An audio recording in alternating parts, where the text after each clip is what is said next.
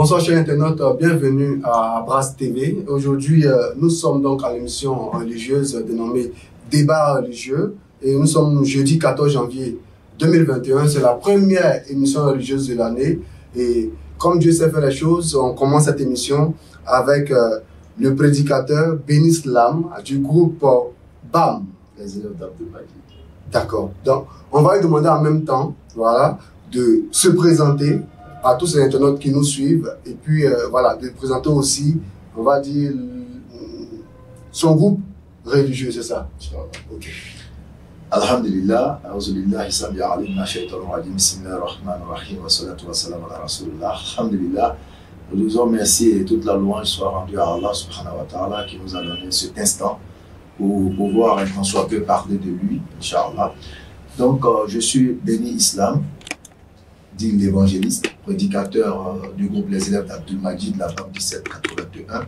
Attendez par là les bons amis musulmans au sein de la brigade anti-mensonge, Sourate 1781, qui dit, et je cite, « Lorsque la vérité de l'islam apparaît, l'erreur disparaît, car l'erreur n'a pas d'autre choix que de disparaître. » Donc nous sommes un jeune groupe de prédication, voilà, nous faisons la street dawa. Entendez par street dawa, la dawa qui se fait dans la rue, non pas la dawa de la rue, mais la dawa qui se fait dans la rue. Nous sillonnons les rues, les quartiers, les villes, les villages, les hameaux et autres, pour prêcher la parole d'Allah. Et c'est ce que nous allons essayer de faire ici ce soir, Inch'Allah. D'accord. Alors, c'est ça, hein, il n'y a pas mieux que lui pour faire la présentation de ce jeune groupe de prédicateurs qui fait son bonhomme de chemin. On peut demander depuis combien de temps vous avez vraiment pris la chose à cœur et que vous avez commencé à parcourir tous les quartiers, toutes les villes afin d'annoncer à toute la population ivoirienne. Alhamdulillah, nous dirons que ça nous fait maintenant une dizaine d'années que nous sommes sur le terrain et alhamdulillah, le message est bien perçu et les uns et les autres commencent à comprendre que les religieux peuvent échanger sans animosité et c'est là aussi l'un des principes de notre engagement, amener les uns et les autres à comprendre que tout n'est pas forcément bagarre et qu'on peut échanger sans animosité, mais dans la fraternité, Inch'Allah. D'accord. C'est vraiment un très bel exemple. À côté de ça, on peut vous demander aussi si vous rencontrez particulièrement certaines difficultés sur le terrain. Difficultés, nous dirons non, parce que les Ivoiriens, le peuple magnifique, commence déjà à s'habituer et à faire corps avec ce système de street dawa, c'est-à-dire la dawa dans la rue, et commence maintenant à comprendre que c'est des choses qu'on doit faire et accepter, parce qu'il y a beaucoup de religieux, il y a beaucoup de... Les Ivoiriens sont beaucoup pratiquants, et c'est important d'en parler pour éviter, et surtout de briser les murs de méfiance, et briser aussi le tabou, Inch'Allah. D'accord. Alors, donc, merci beaucoup, prédicateur Bénis Lam, c'est ça? Ouais. Ok, d'accord. Alors, le thème qui nous réunit on va dire ce matin, voilà, du jeudi, c'est le message prêché par les différents prophètes. Voilà. Il semble si simple, mais vous comprendrez qu'avec le prophète, on va essayer en tout cas d'essayer de décortiquer ce thème afin d'en ressortir toutes les vérités islamiques inspirées par le Saint-Coran. Okay. Alors, déjà, première question. C'est qui un prophète? D'accord, un prophète c'est une personne, d'ailleurs le terme le dit, prophète, prophétie. C'est quelqu'un qui reçoit des prophéties, qui n'est pas obligé de l'annoncer, à tout un peuple. Alors le prophète est légèrement différent du messager. Tout à l'heure, peut-être nous allons essayer de lire la citation de l'évancier pour éviter de commettre des petites erreurs, parce qu'il y a une nuance très infime entre les deux mots. Donc il faut savoir vraiment mieux l'expliquer, Inch'Allah. Ok. Alors, est-ce que de nos jours, en ce siècle, il existe encore des prophètes? Quand on entend, on voit, hein, chacun, selon on va dire, les religions, d'accord? Il y en a qui disent qu'ils sont prophètes encore aujourd'hui. Est-ce que de nos jours, il peut y avoir des prophètes? Alhamdulillah, cela est quasiment impossible, puisque la mission prophétique de messager est déjà bouclée. Allah a dit que Mohammed est le dernier des prophètes, le dernier messager. Donc après lui, on ne doit plus s'attendre à un autre qui pourra s'autoproclamer comme étant prophète ou messager. Ce sera simplement un débat de division. Wow. D'accord. Donc, Dieu ne fait plus de prophètes. Non, il peut maintenant passer par des hommes, comme il l'a dit, il s'adresse aux hommes, soit par des songes de derrière un voile ou par l'envoi d'un prophète. Et actuellement, si la prophétie est bouclée, il peut, par des hommes, faire des révélations, des songes prémonitoires, etc. Mais il n'y a plus de prophètes sur la terre. Bon, c'est assez clair, hein? Voilà, assez clair, c'est pas discutable. Alors, le prophète, c'est quoi son rôle? D'accord. Comme je l'ai dit tantôt, le prophète et le messager, c'est deux thèmes, donc la nuance est très infime. Alors, pour éviter de dire peut-être tout et n'importe quoi, je préfère lire des dévanciers qui ont pris la peine quand même de ressortir cette nuance infime qui passe souvent inaperçue pour que nous soyons tous au même niveau d'information, Inch'Allah. Là, on parle donc de Nabi et de Rasoul. Exactement, Inch'Allah. Okay. Donc, nous pouvons lire déjà, il y a le cheikh Al-Islam Ibn Tamiya qui a dit ce qui est correct, c'est que le messager est celui qui a été envoyé à des gens mécréants et le prophète est celui qui a été envoyé à des gens croyants avec une loi apportée par un prophète antérieur pour les instructeurs, pour les instructions, pour les instruire et les gouverner. C'est dans ce sens que le Très-Haut Allah il a dit nous avons fait descendre la Torah dans laquelle il y a guide et lumière et c'est sur sa base que les prophètes qui se sont succédés, qui se sont soumis à Allah, ainsi que les rabbins et les docteurs, jugent les affaires des gens, sur Al-Sin BC 44. Et il continue, il dit, le prophète des fils d'Israël appliquait la Torah révélée par Allah à Moïse. Vous dit que le prophète, lui, il applique ce que le messager envoie. Le prophète peut appliquer ce que le messager envoie et non pas le contraire. Voilà, donc pour être bref, parce que la citation est très longue, pour être bref, Inch'Allah. Sinon, à la suite, il dit, quant à la parole d'Allah qui dit, le dernier des prophètes, au lieu le dernier des messagers, c'est-à-dire dit le dernier des prophètes au lieu du dernier des messagers. C'est parce que le sceau des messagers n'implique pas qu'on est le sceau des prophètes. En revanche, être le sceau des prophètes implique qu'on est le sceau des messagers. Vous voyez que la nuance est tellement infime, il est très hasardeux de pouvoir dire sans lire le contenu des dévanciers, on risque de dire tout et n'importe quoi. Est-ce qu'on peut poser la question de savoir si l'un est plus important aux yeux de Dieu que l'autre, ou bien a plus d'importance dans la hiérarchie entre le messager et le prophète? Oui, Allah nous dit que nous avons pris des messagers, nous avons rendu certains supérieurs aux autres. Donc c'est tout à fait normal que les prophètes soient un peu plus élevés que d'autres. Donc c'est normal. Ok. On dit aussi que les rasouls sont moins nombreux. Oui, effectivement, les messagers sont moins nombreux que les prophètes. Les prophètes, il y en a beaucoup, mais les messagers, bon, les chiffres, je ne veux pas trop m'hasarder dans les chiffres. On parle de 124 000 prophètes et messagers, 313 messagers. Bon, c'est des chiffres qui ont été avancés, vrai ou faux. Je n'aime pas trop m'hasarder sur ce genre de chiffres-là. Mais je sais qu'il y a eu beaucoup de prophètes et très peu de messagers. Voilà. Mais Allah dit que nous avons envoyé des messagers dans chaque communauté pour leur annoncer un message clé. Et nous allons voir ça tout à l'heure, Inch'Allah. D'accord. Est-ce qu'on peut penser aussi que si aujourd'hui, Dieu ne peut plus faire ou ne va plus faire de prophètes, c'est parce que nous, les hommes d'aujourd'hui, nous n'avons pas le degré de foi qu'avaient les hommes qui vivaient auparavant. Non. Sommes-nous si mauvais que ça pour que Dieu ne fasse plus de prophètes? Pas que nous sommes mauvais, mais tout a été déjà dit. Comme le dirait par exemple le livre d'Ecclésiaste, il n'y a rien de nouveau sous le soleil. Donc tout a été déjà dit. Nous ne sommes que dans une rhétorique. On reprend les mêmes scènes. Donc il est clair que nous pouvons adapter aujourd'hui à hier, à la réalité d'hier, nous pouvons adapter aujourd'hui à ce qui a été déjà annoncé. Donc nous ne pouvons pas attendre un autre prophète, ou bien certains diront, mais et l'Internet? Est-ce que les prophètes d'alors ont parlé de l'Internet? Mais oui, Rasoul Muhammad nous dit de ne pas regarder tout et n'importe quoi. Il nous dit de baisser le regard.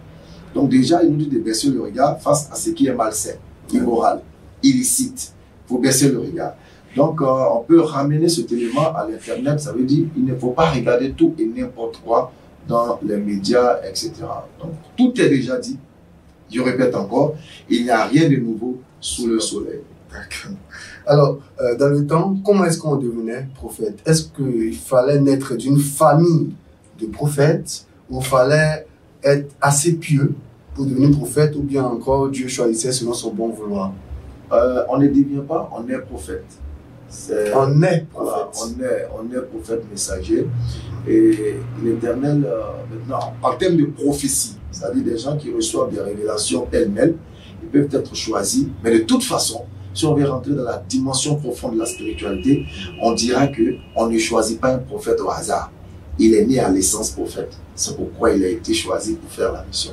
Donc, on est prophète, on est messager. Et lorsque l'instant voulu par Dieu arrive, tu es maintenant oint. C'est-à-dire, on ressort en toi cette qualité et tu entames la mission à toi, à lui assigner, bien sûr. D'accord. Un pratiquant, un croyant musulman fait un rêve qui le trouble. Est-ce qu'il est indiqué à ce croyant, à ce pratiquant, là on se retourne dans le temps, d'aller vers un prophète afin qu'il puisse interpréter ce rêve? Effectivement, nous nous rappelons tous de l'histoire du prophète Joseph, à qui Allah il avait donné la science de l'interprétation des rêves. Et lorsqu'il était dans sa cellule de prison avec deux compagnons qui ont fait des rêves, il leur a expliqué le rêve. Et lui, dans cette capacité, il leur a donné l'explication tout en imagé. Il leur a dit, voilà, les oiseaux qui te mangent dans la tête. Il a commencé à donner tout le système se référant à ce rêve-là. Pour dire qu'il y a aussi des gens à qui Dieu a donné la connaissance de cette science de l'interprétation des rêves. Mais le prophète, Père bénédiction, celui qui est le dernier des messagers, a dit que lorsque tu fais un rêve et que tu te réveilles, tu demandes à Allah de te donner tout le bonheur qui s'y trouve et de t'éloigner de tout le malheur qui s'y trouve, et tu fais 2 rakats, tu fais des invocations. Pour éviter que nous ne tombions dans le piège des vendeurs d'illusions. Voilà, parce qu'on ne saura pas comment distinguer le vrai du faux. Donc pour éviter tout cela, réfère-toi à toi-même et fais des doigts. Tout simplement. Tout simplement. Mais aujourd'hui, il y a des guides religieux, il y a des imams, il y a, voilà, c'est pourquoi je dis, nous ne pouvons pas savoir qui dit vrai et qui dit faux. Et le prophète, pour nous mettre à l'abri de l'erreur, dit, lorsque tu fais les rêves, tu te réveilles, tu fais des invocations et tu demandes au Créateur que le bonheur qui se trouve dans ce rêve-là, qu'il envoie vers toi. S'il y a des malheurs qui les éloignent de toi, tu fais des invocations, 2 rakats à ton Seigneur. Tu es à l'abri au fait. Parce que tu peux aller voir quelqu'un qui peut te dire autre chose. Par exemple, des gens, tu vas te dire, j'ai rêvé à du lait, j'ai rêvé à temps, ils vont te dire, bon, fais un sacrifice de lait. Or, spirituellement, ce sacrifice-là, en général, nous ramène souvent à des pactes que l'on signe avec des guides. Donc, pour éviter tout ça, le prophète dit, tu te réveilles, fais tes invocations. S'il y a un bonheur dedans, Seigneur, accorde-moi ce bonheur. S'il y a un mal, éloigne-moi de ce mal. Vous dites quelque chose de très très important là, parce que on remarque qu'à tous les carrefours, partout, vraiment il y a des sacrifices tout le temps. Voilà, les gens aiment tellement que peut-être qu'ils en abusent, par manque de connaissances, on peut périr, a-t-on lu quelque part. Alors, vous dites qu'un musulman qui croit vraiment en Dieu, qui fait un rêve, peut s'appuyer sur les paroles que vous avez dites tout à l'heure, la parole du prophète, donc, pour faire lui-même, vous avez des sacrifices, c'est ça? Oui, c'est-à-dire, je répète, si le musulman fait un rêve, un songe, quoi que ce soit, où il a vu des choses, il n'est pas obligé d'aller vers X ou Y.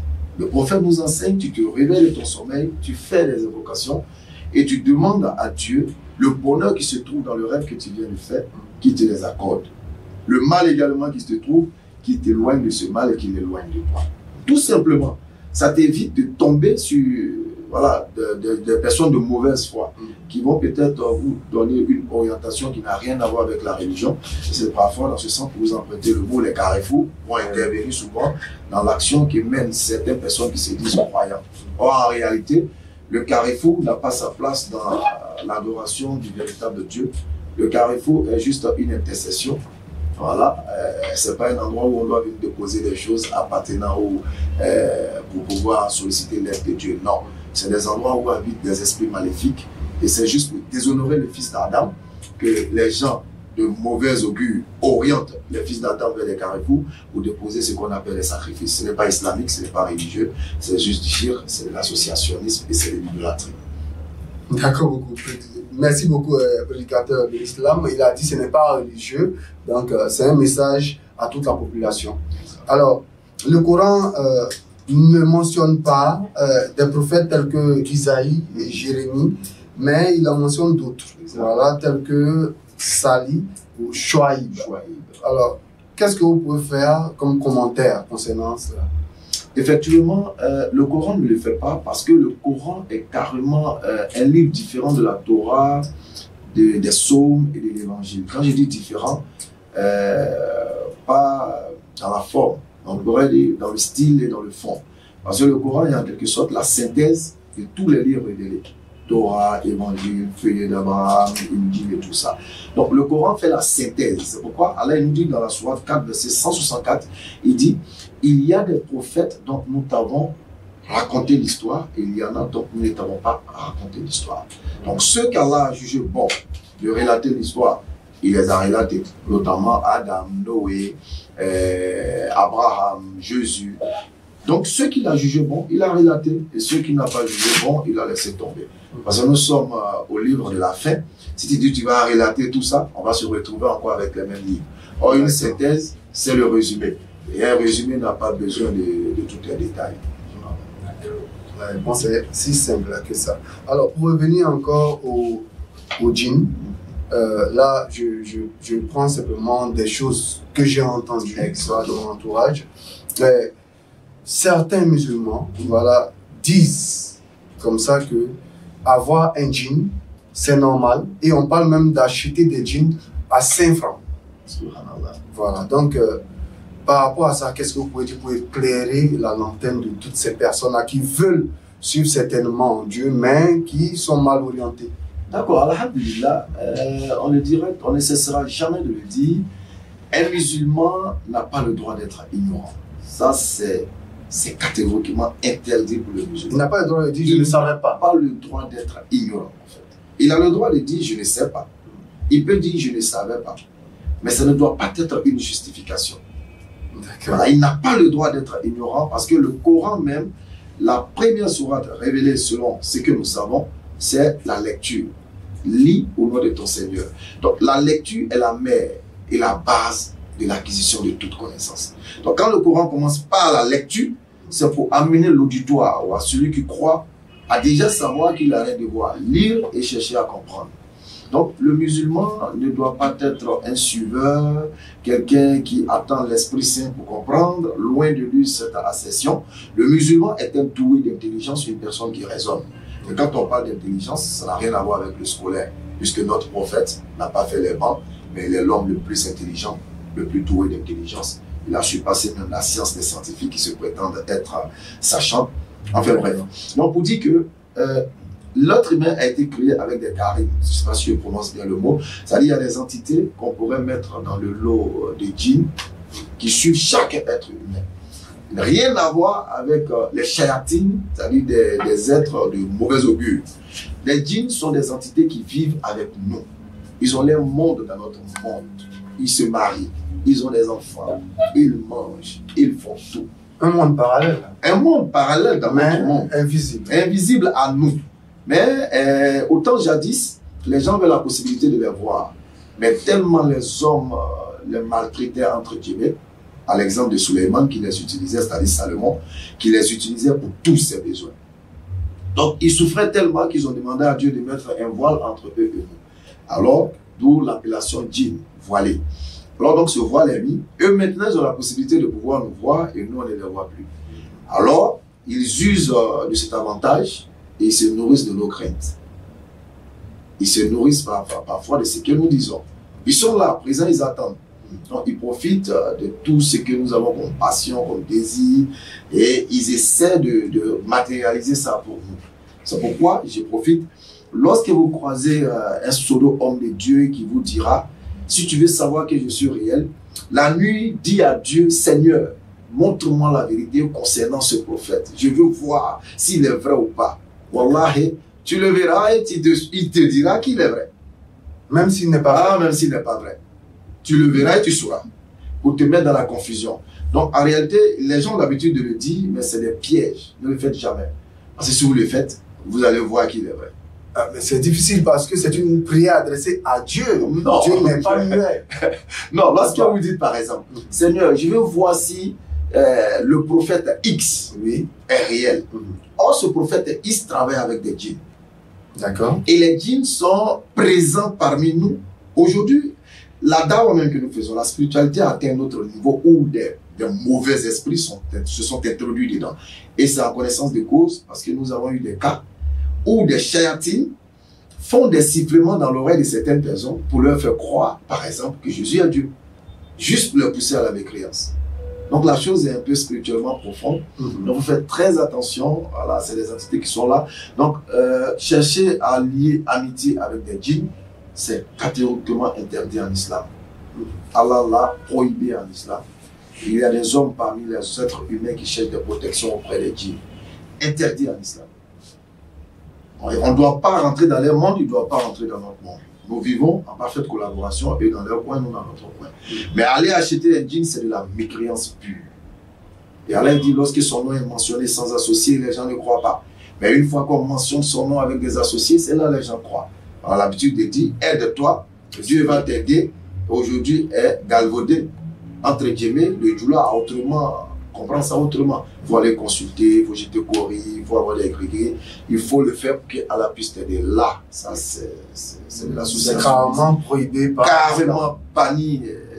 Sourate 5, 90 à 91. Les pieds dressés, pour sauter le verre, le jeu de hasard. Tout ce qui est pieds dressés, ça dit fétichisme et autres. Tout ce qui est acte de divination est une œuvre du diable, une abomination. Le croyant doit s'en écarter. Vous dites des choses vraiment qui brisent, on veut dire, la connaissance des gens, parce que c'est pas ce qu'on a pour habitude d'entendre. Donc, si on veut continuer dessus, on va finir cette émission, parce que déjà, il y a beaucoup de choses. Exactement. Mais selon que les internautes vont demander, voilà, nous allons certainement vous solliciter encore une autre fois, si jamais le temps le permet, pour que nous puissions répondre à leurs différentes préoccupations. Mais vous avez parlé tout à l'heure des shayatin, c'est ça, et puis des djinns. Exact. Ça dit, c'est les djinns au fait. Voilà, tout ça, c'est un groupe de djinns, parce que le diable lui-même, à la différence de la Bible qui prétend que le diable était un ange déchu, c'est une grosse erreur, une énorme erreur que l'islam est venu clarifier. Le diable n'a jamais été un ange, parce que les anges n'ont pas la capacité de désobéir. Les anges sont faits à base de lumière. Et le diable est fait à base de feu. C'est un djinn. C'est un djinn. Donc le diable, à l'origine même, c'est un djinn. Il est fait à base de feu. Il a la capacité de discerner, de raisonner, de pouvoir dire oui ou non. Comme nous. C'est à nous que la charge de gérer ce monde a été confiée. Les djinns ont les mêmes aptitudes que nous. Ils raisonnent, ils réfléchissent. Donc, le diable n'est pas un ange déchu. Les anges sont des automates obéissants. Ils n'ont point de désobéissance en eux. Mais le diable, avant, était parmi les anges. C'était un grand adorateur de Dieu. Jusqu'à ce que Adam soit créé et que ce qui va réveiller en lui de l'orgueil.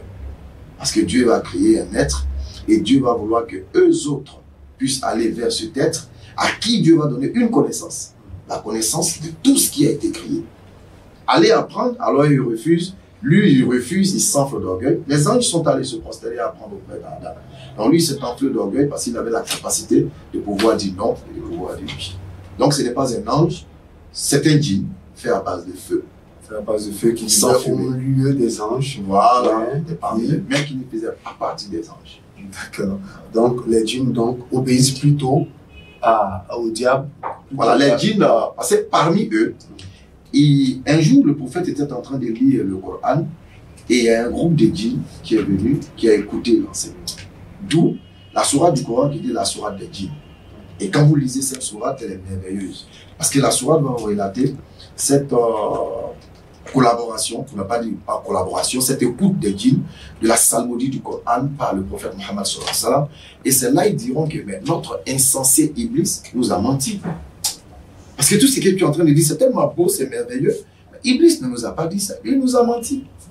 Donc on dit que parmi eux, c'est le diable, c'est-à-dire le père des djinns. Okay. Voilà, le père des djinns, le père des shayatines. Donc lui, parmi eux, il y a des croyants. Il y en a qui croient en Dieu. Et parmi eux, il y a des mécréants. Voilà. Comme je l'ai dit, ils vivent comme nous. Ça n'empêche en rien qu'il est interdit ce jour aux hommes de collaborer en alliance avec eux. Clair. Nous sommes supérieurs à eux. Alors on ne doit pas tomber dans la bassesse avec eux. D'accord. C'est assez clair. Alors, pour revenir à notre question ici, alors, que représente le prophète Mohammed au milieu de tous ces prophètes qu'on a connus depuis la création du monde? Alhamdulillah, que représente Mohammed sallallahu alayhi wa sallam? C'est une très très belle question, une autre question. Mohammed sallallahu alayhi wa sallam représente le sceau, la conclusion, la synthèse, la finalité de tout ce prophète venu sur terre pour annoncer l'unicité de Dieu. Parce que Allah il dit, contrairement à tous les autres, il dit dans la sourate 25, verset 1er, il dit nous t'avons envoyé qu'en tant que miséricorde pour tout l'univers. Et il dit que 34-28, nous t'avons envoyé en tant qu'annonciateur et bâtisseur de toute l'humanité. C'est-à-dire sans exception. Donc lui, à la différence des autres, il vient pour tout ce qui existe au-delà même des hommes. Parce que quand on parle de l'univers, l'être humain devient même, je pourrais dire, quasiment insignifiant dans l'univers. Parce qu'il y a des météorites qui sont plus grands que la Terre. Donc, voilà. Donc lui, il a été envoyé pour tout et tout, sans exception. Le visible comme l'invisible, il est le dernier messager. Alors, Mohammed est celui-là, comme on appelle Al-Amin, l'homme véridique, et il est également celui-là qui sera l'imam de tous les prophètes le jour des comptes, parce qu'il sera le dernier vers qui tous les prophètes vont ramener leurs différentes communautés pour bénéficier de la miséricorde divine. D'accord. Donc on peut comprendre donc son importance. Ouais.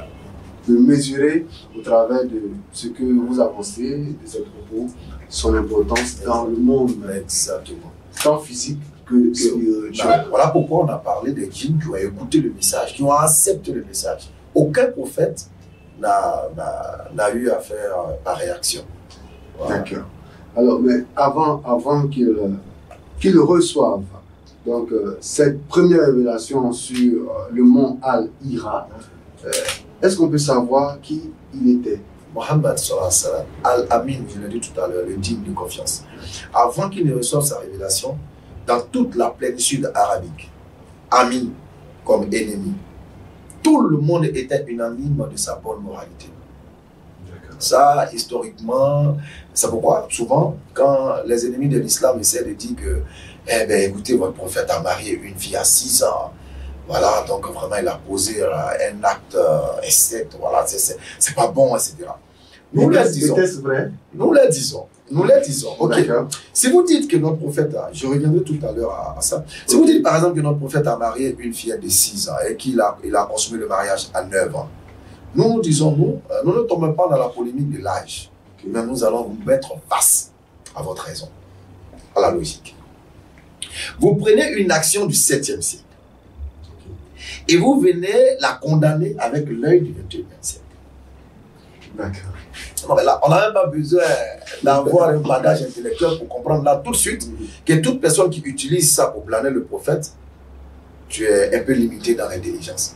7e siècle, 21e siècle. Un peu comme si nous prenions nos réalités du 21e siècle et puis un homme du 7e siècle vient nous dire, mais écoutez, pourquoi vous roulez dans des véhicules? C'est un péché ça. Pourquoi vous avez aujourd'hui des immeubles? C'est un péché. Mais mec, toi tu es du 7e siècle, nous sommes du 21e siècle. Donc quelqu'un qui vient dire qu'au 6e siècle, le prophète aurait eu des rapports avec une femme à 9 ans, qui était sa femme, il dit que c'est un acte blâmable. Nous lui posons la question, parcours toute l'histoire, même l'histoire écrite par cette personne. Je répète, qu'il parcourt toute l'histoire, même l'histoire écrite par lui-même, et qu'il ressorte une personne parmi les ennemis, je ne parle pas des amis, qui au vu de cette action a tassé le prophète de faux ou de mauvais. Ça n'existe pas. Parce qu'à l'époque, il a été condamné. Nulle part. Parce que c'est une réalité de leur époque. Nous avons des rois qui ont marié des filles, des princesses à 8 ans.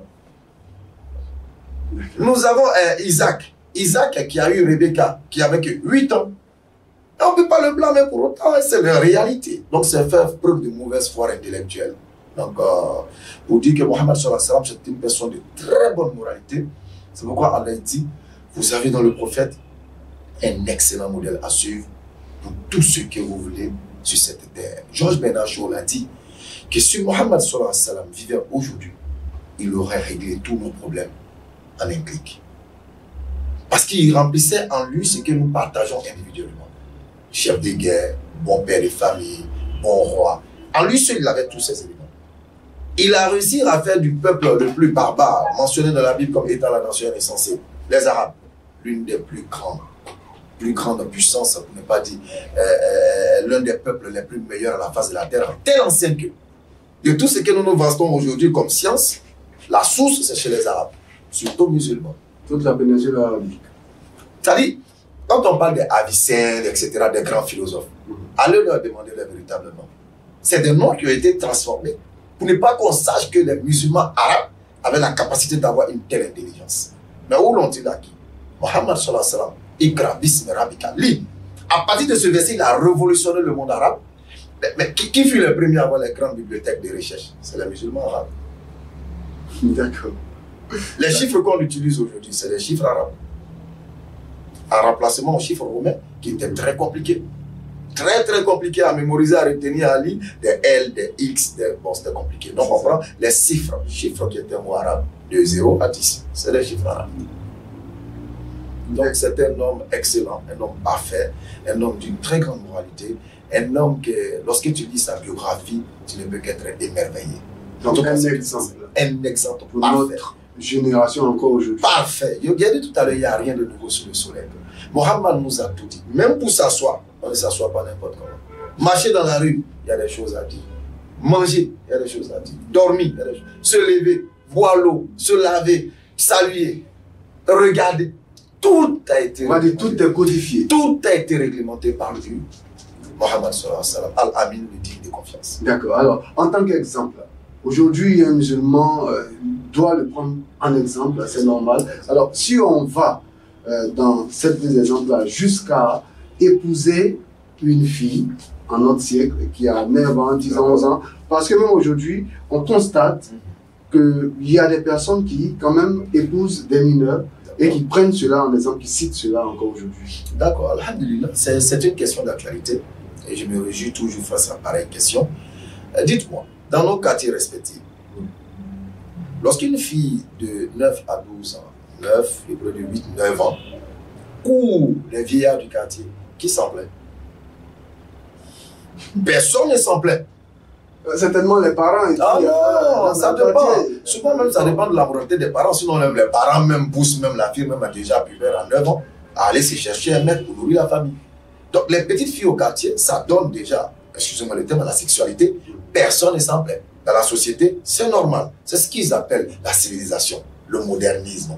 Mais lorsqu'on dit cette fille de 9 ans qui s'adonne au sexe illicitement, nous allons la donner en mariage, la société crie au scandale. Pédophilie. Ils sont en train de donner une fillette, une gamine en mariage. Or, la gamine connaît déjà ce qu'on appelle le sexe. Donc, entre deux mots, choisissons le moindre mal. Et ici, on dira que l'islam a raison en disant qu'une fille qui a déjà atteint l'âge de la puberté, et qui n'est pas sage, qui court le coin de rue, mais il faut la donner en mariage. Il vaut mieux qu'elle vive dans un foyer que de vivre dans la débauche. C'est aussi une réalité. Les gens disent que c'est immoral, c'est ci, ça. Mais si on suivait les principes de l'islam, vous verrez qu'on aurait moins de, comme on le dit à l'école, les grossesses précoces, les grossesses scolaires, grossesses scolaires, tout ça. C'est ça. On aurait eu moins de problèmes avec tous ces éléments. La plus jeune mère, elle a quel âge? 5 ans.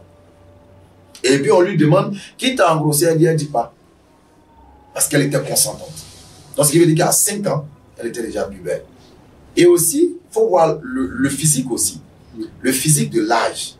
Moi, par exemple, ma fille, elle a 12, 14, mais si tu la vois, tu vas lui donner 18 ans, 19 ans. Tu vois? Si celle-là, on la donne en mariage, on dira, tu as donné une petite fille en mariage, or, elle est déjà femme. Voilà, donc, il y a beaucoup de choses, c'est pour préserver notre société. Ne voyons pas le mal partout. Voilà, c'est pour préserver notre société et donner une moralité parfaite à notre société. D'accord. Alors, est-ce qu'il existe une chronologie ou une suite dans tout ce que les différents prophètes qui ont été sur la terre ont annoncé comme message? Oui, alhamdulillah, on pourra le dire. Il y a une véritable suite chronologique. Pourquoi? Parce que Allah dit dans la sourate 21, sourate des prophètes, bien sûr, au verset 7, il dit, nous n'avons envoyé avant toi que des hommes à qui nous faisons des révélations. Demandez donc aux érudits du livre si vous ne savez pas. Également, dans Amos chapitre 3, verset 7, il dit « L'Éternel Dieu ne fait rien sans le révéler à ses serviteurs, les prophètes. » Donc, il y a eu des révélations qui sont la base du message de tous les prophètes. Et quel est ce message-là? C'est qu'il a été dit, il nous dit par exemple dans la sourate toujours 21, verset 24, « Ils ont pris des divinités en dehors d'Allah, apportez votre preuve. Ceci, c'est-à-dire le Coran, est la révélation. Ceci est la révélation de ceux qui sont avec moi et de ceux qui étaient avant moi, mais la plupart d'entre eux ne connaissent pas la vérité et s'en écartent. » Verset 25. « Et nous n'avons envoyé avant toi aucun messager à qui nous ayons révélé point de divinité en dehors de moi, Allah, adorez-moi donc. » Donc l'unicité est l'essence même de cette chronologie, mais dans le fond, il y a des éléments qui peuvent un peu différencier. Par exemple, sur le plan alimentaire, des choses sont interdites aux juifs et sont recommandées aux musulmans, etc. Voilà. Mais dans le principe de base, il n'y a pas de changement. Dieu est unique. Il n'y en a pas deux, il n'y en a pas trois. D'accord. Le temps qui nous est imparti court déjà à sa fin, mais là, il y a une question. Oui, déjà, il y a une question internaute. Alors, on demande, le prophète Mohammed lui-même était issu de quelle tribu ou de quelle ethnie, si on peut s'exprimer ainsi, et pourquoi le Coran a été révélé en arabe, spécifiquement. Alhamdulillah. Mohammed est issu de la tribu des Qurayshites. C'était l'une des tribus les plus influentes de l'Arabie. Alors, pourquoi le Coran a été révélé en arabe? Parfois, nous croisons cette question-là sur le terrain. Parce que d'aucuns se disent, ben, c'est un Dieu qui ne comprend que l'arabe. Puisqu'ils ont eu accès à des documents dits révélés, traduits en français. Donc pour eux, la logique aurait voulu que le Coran soit révélé aussi en français. Non. Allah nous dit dans la sourate 14, au verset 4 et plus, nous avons envoyé chaque prophète avec la langue de son peuple. Ce qui est logique. Un arabe, il dit, si tu étais venu avec une autre langue, c'est les mêmes qui allaient dire, mais attends, comment un prophète arabe et un Coran dans une autre langue? Ils allaient encore prendre ça pour te blâmer. Et puisque le prophète a une langue, Dieu lui fait la révélation dans sa langue. Et le maintien de cette langue permet à la révélation de garder toute son essence, toute son originalité, toute son authenticité. Parce que traduit, selon les Italiens, c'est trahir. On ne pourra jamais traduire textuellement ce qui est l'original. Donc le musulman va conserver la langue prophétique qui est l'arabe. Et non seulement cette langue arabe, Allah va dire que la langue arabe, il a facilité la mémorisation du Coran dans cette langue. Vous pourrez prendre un enfant de 3 ans qui va vous mémoriser 6236 versets, 114 sourates, et vous le récitez sans ouvrir le Coran. Mais si c'est en français, c'est quasiment impossible. Donc la conservation de la langue arabe a un sens profond, ça unifie nos cœurs, ça nous permet d'avoir un seul langage, une seule orientation, un seul objectif. Et partout où nous sommes sur la terre, nous nous sentons chez nous. Pas besoin de traducteur. Un musulman chez les Chinois, s'il est imam, tromperie. Pas besoin de traducteur. S'il se trompe, les Chinois vont le corriger. Alors qu'ils ne parlent pas la même langue. Mais là, ils ont une langue spirituelle en commun. À l'origine, la terre avait une seule langue. Et c'est dans une seule langue qu'on adorait Dieu. Et c'est en cela, l'islam essaie de nous ramener. L'adoration de Dieu dans une seule langue, comme au départ. Donc, on peut comprendre que pour être bon musulman, il faut aussi apprendre à parler. Il faut apprendre, pas forcément parler l'arabe, parce qu'il y a parler l'arabe, et puis il y a lire le Coran en arabe. C'est deux choses différentes. Les Arabes, ils ont leur bonsoir en arabe, ils ont leur bonjour en arabe, qui n'a rien à voir avec salam alaikum. Absolument rien à voir. Donc, on doit apprendre à lire le Coran en arabe, comprendre ce qu'on dit après l'apprentissage en arabe, mais pas obligatoirement savoir parler l'arabe.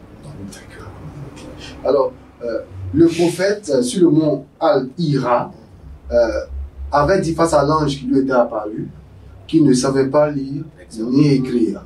Mais après, on a vu à travers les révélations qu'il disait des choses extraordinaires et c'est ce qui a été transcrit dans le Coran. Alors, est-ce que après ça, je veux dire, il a eu la capacité de lire et d'écrire? D'accord, alhamdulillah. Parlons de lire. Du moment où c'est lui reçoit dans sa langue, on n'a plus de problème de lire. Oui. Maintenant, le problème de la transcription, oui, Il avait des scribes autour de lui qui prenaient note de ce qu'il disait. Il a eu le temps de superviser, il a eu le temps de corriger. Et l'assemblage s'est fait après lui, mais la mise sur support, le pot des animaux, les ovoplates et autres, s'est fait à sa présence. Donc il a eu le temps de pouvoir faire tout ça. Sinon lui-même, c'est un prophète qui n'a pas étudié, comme Allah l'a dit, dans la sourate 7, verset 157, ceux qui suivent le prophète est illettré. Donc c'est mentionné, il n'a pas étudié, mais c'est comme le vieux au village. Il appelle le petit-fils, lui il parle, le petit-fils écrit la lettre. Mais même s'il ne comprend pas le français et que le petit-fils relit la lettre, quand le vieux écoute, s'il y a une oreille, il dira non, stop. C'est pas ce que j'ai dit. C'est pas ce que j'ai dit ici. On va dire qu'il avait le Coran en lui. En lui. Il était même le Coran. On a demandé à la mère des croyantes, décris-nous Mohammed, décris-nous Mohammed sallallahu alayhi wa sallam. Quel était son comportement? Elle dit que son comportement c'était le Coran. Donc en d'autres termes, il était le Coran vivant. C'était le Coran vivant. C'est pourquoi aujourd'hui, tous ceux qui mémorisent, on les appelle le Coran vivant, le Coran vivant. Voilà. Okay. Alors c'est bien clair, très intéressant, mais on va dire les bonnes choses en une fin. Voilà, donc on va demander au prédicateur Ben Islam de nous dire son dernier mot, son mot de fin avant qu'on puisse clore cette émission pour ce jour. Alhamdulillah, déjà nous remercions la chaîne Abras, voilà, une structure de jeunes également, jeunes dynamiques, dévoués à la tâche des médias. Nous vous encourageons déjà pour l'initiative, c'est très important. Surtout dans le contexte religieux, nous souhaitions que les débats soient ouverts. Parce que les gens ont tellement stigmatisé la religion qu'on en a peur d'en parler. Ouais. On s'est dit que si on en parle, il n'aura pas l'âme, il aura ci, il aura ça, il aura plaqué ça dans la tête. Regardez par exemple au Congo, ils n'ont pas ce problème. Eux, ils font les débats à chaque carrefour. Ça a été tellement vulgarisé que ça ne dit plus rien. On n'en fait plus rien de problème. Or, chez nous, ici, les gens ont peur. Or, cette chose-là, cette crainte amplifie la crainte. Parce qu'avoir peur d'étaler les débats, d'échanges, etc., crée une méfiance, crée un inconnu, crée une barrière. Or, la chose inconnue fait toujours peur et crée des préjugés.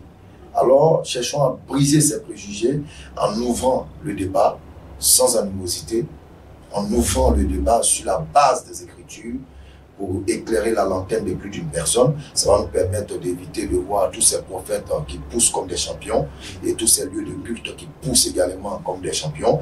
Parce qu'aujourd'hui, le business le plus rentable, au-delà des maquis, c'est les lieux de culte. Donc, il est très important d'assainir le milieu pour ne pas que les âmes, au lieu d'être sauvées, aillent à la perdition. Inch'Allah. Merci beaucoup. On ne pourrait pas mieux terminer que sur ces propos. Nous disons merci à nos partenaires Ozon Poadjamé et Ibissa Perfection pour cette émission. Et nous vous le promettons, par la grâce de Dieu, très prochainement, nous aurons beaucoup plus d'émissions religieuses dans ce sens. Et on vous réserve même une émission, voilà, on va dire un débat qui ne va pas vous décevoir. Merci et portez-vous bien.